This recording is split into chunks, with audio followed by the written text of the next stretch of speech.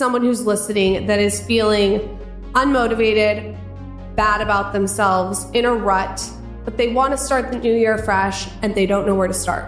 Well, the first thing is not to have some New Year's resolutions because 80% of people break those within the first 2 weeks, and that'll just make you feel worse about yourself. But that's not to say you don't want to have something you're going to go for. I would tell people the first thing you have to do is increase your energy. The lower your energy, the less your intellect, your spirit, your soul is engaged. You know, it's like plugging into a computer. If you have the most powerful computer in the world, you don't plug it in, you don't have any power.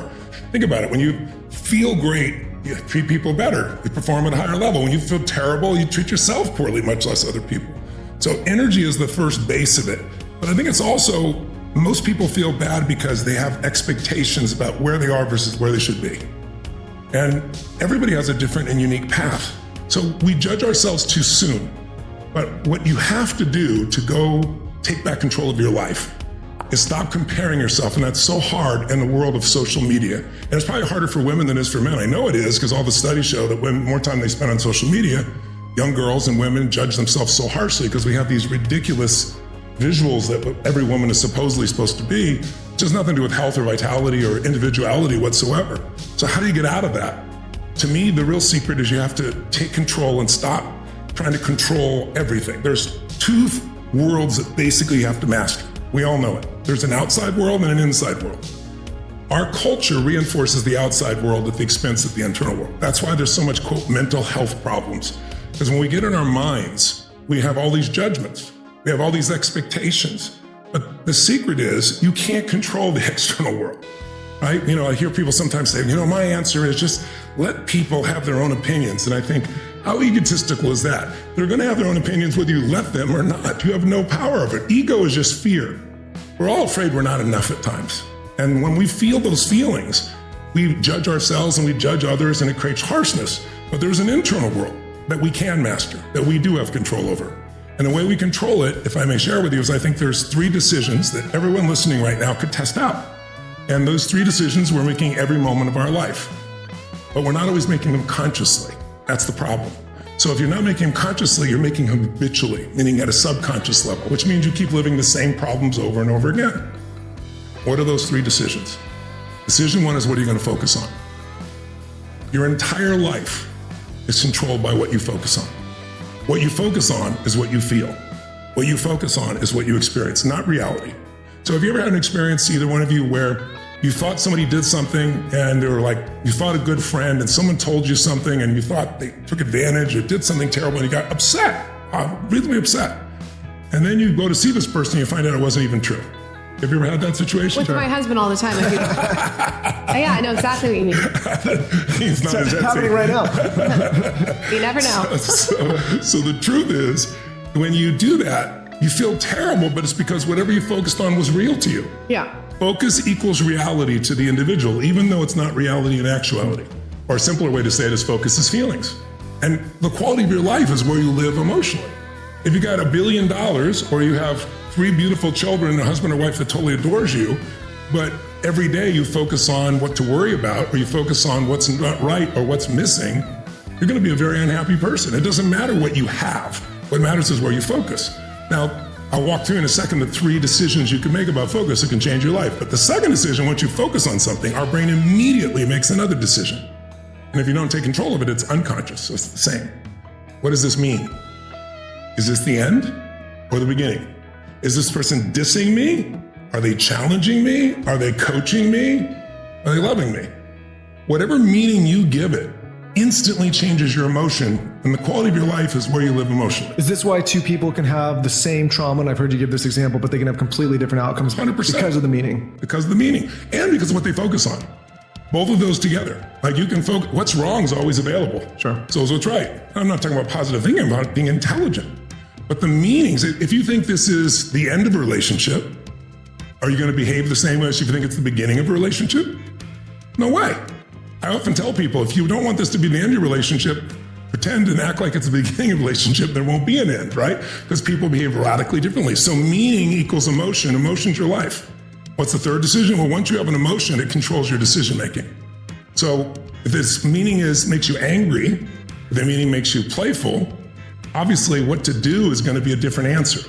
based on the emotion. So those 3 decisions control your whole life. And I'll give you some practical examples for the people that are listening right now, or watching, I guess. I'd like to have you all answer for yourselves, and ask you both as well, if I may. What do you tend to focus on more? What you have or what's missing? And before you answer, what do you think most people's answer is? And then I'd love to hear your answer. Most people's answer. Now, we all focus on both, right? But which do you tend to focus on significantly more? I think most people focus on what's missing. I have trained myself to focus on what's more. I don't think that's a natural human state.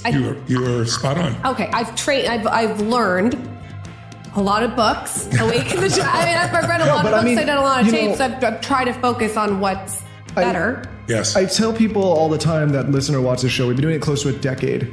And if you what I find interesting is if you look at the younger, not so much younger, but the younger versions of ourselves, we've been working on this process for close to 10 years now to train our brains to think this way. Because there's probably a time when you do focus on scarcity. We were talking about your money book a while, and there was probably a time when I thought about money differently. Yes. But we've trained ourselves to think that there is more and that there is abundance as opposed to scarce resources. You're both right, because the tendency in the human brain is the survival mechanism. So you have a 2 million-year-old brain, and its focus is, how do anything that could be a threat, how do I avoid it? How do I freeze so it doesn't notice me? Or how do I run? Or how do I fight? Right, those are your choices. And when you're in that survival brain, that's how people respond. And so most people, but it's not just people in survival. You know who is the most focused on what's missing? Overachievers. Yeah. And now there's an advantage. When you see what's missing, it's like, okay, I'm going to address it per se. But the problem is, if you're constantly focused on what's missing, how will you ever sustain happiness? And the answer is, you can't. Don't think about you. It's not you. I'm talking about software. Your soul is a lot more than your software. People think of their mind as who they are. Your mind is not you. Your mind can't even allow you to enjoy an apple. It'll go, is it organic? Right. Where is it going to go? So we have to understand the mind reduces things. But you and I can train ourselves to do this, and most people don't. And by the way, a situation like COVID, can you imagine what that did to even people who usually focus on, what's great? They felt like everything was missing. Everything was taken from them that was outside their control, which is why the highest levels of depression, overdose, etc. Now, let me give you another one. Do you tend to focus, I think I know your answer to this, do you tend to focus more on, let's say, what you can control or what you can't control? What do you think most people say? What would you say? Are you going to be honest here? Because I'm going to be honest. Wait, are you going to be honest? I'm going to be honest. I don't focus on anything I can't. I'm starting to feel like Oprah right here between the two of you here. Focus on nothing. We brought you here for some couples therapy. You got to be honest. No. I know I am hardwired to focus first on the things that I can't, but I've done my damnedest over the years to train myself to focus on what I can control. That's been the exercise, yes. right? If I'm being super honest, I think most it's like building a muscle. Yeah, and I catch myself now when I start focusing on things that I have no control over, switching back to saying, okay, let me compartmentalize that. And how do you do that? So just because your listeners might find that valuable. I do it by realizing that it's fruitless to think about things that I can't control, and that all I can do is really set myself up to take on the things that I can. That's great. But it's not something that comes natural to me. I think we're all hardwired. Yes. Right? And I probably follow a pattern of, relatives that, maybe stress and overanalyze things. Not to pass any blame. I'm aware of just like some of the upbringing, some of the Lauren calls it, what do you call it? Made up stress. I call it the saber-toothed tiger. He's always looking for the saber-toothed tiger. Yeah. Yes. And I don't know if you found this in your work, if some people are more wired that way than others, like they more have. Well, the majority are actually. I mean, you really have to retrain yourself, because the human brain, untrained, tends to look for what's wrong.